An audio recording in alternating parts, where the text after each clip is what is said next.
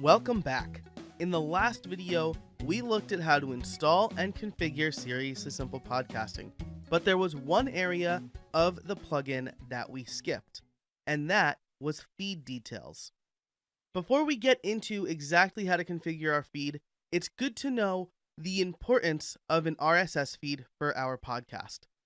RSS stands for Really Simple Syndication, and it is a way for us to get our information to other directories and websites.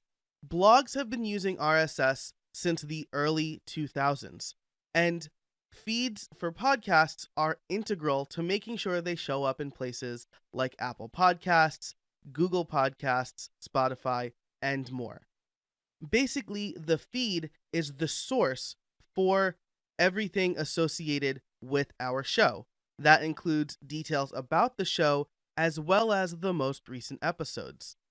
Seriously Simple Podcasting makes sure that our feed is properly configured for the likes of Apple Podcasts and Spotify.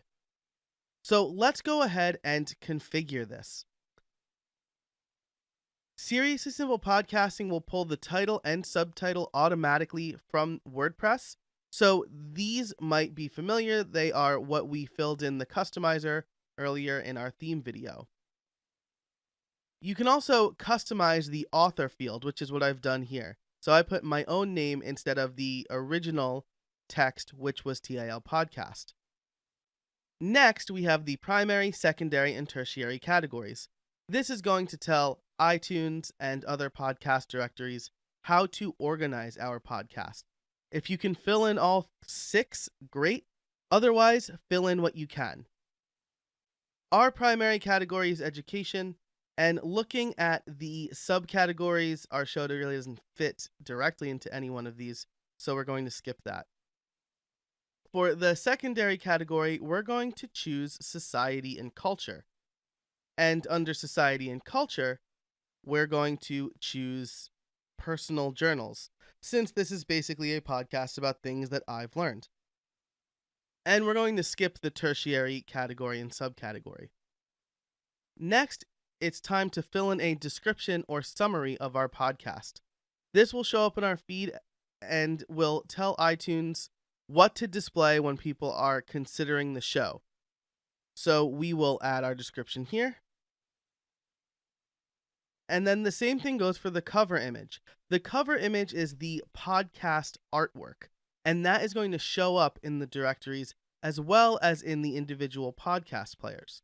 So you want to make sure that your cover image is eye-catching and communicates well what your podcast is about.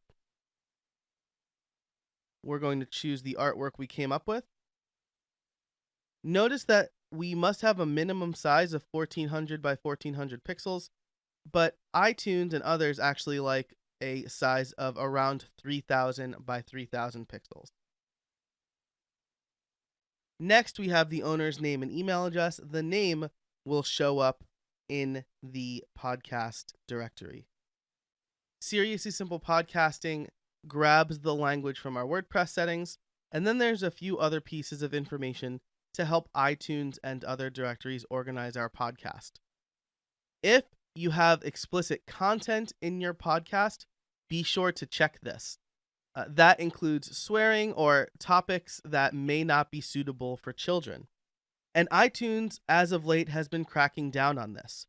So you can mark your entire podcast explicit, or if there's one particular episode where you're talking about explicit content, you can mark it on the episode level as well. You can also mark the podcast complete. So if you decided to do a 10 episode run of a podcast and that's it, after you publish the 10th episode, you can mark the show complete. We're going to keep the source for publish date as the publish date, and then we're going to choose the show type. This is episodic. So that means that our current episode does not rely on previous episodes. Each one can be consumed individually.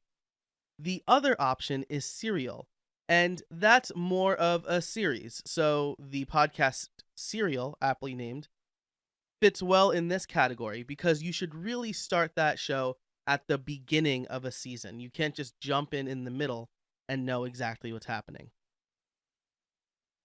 If you need to redirect your feed, you can do it here.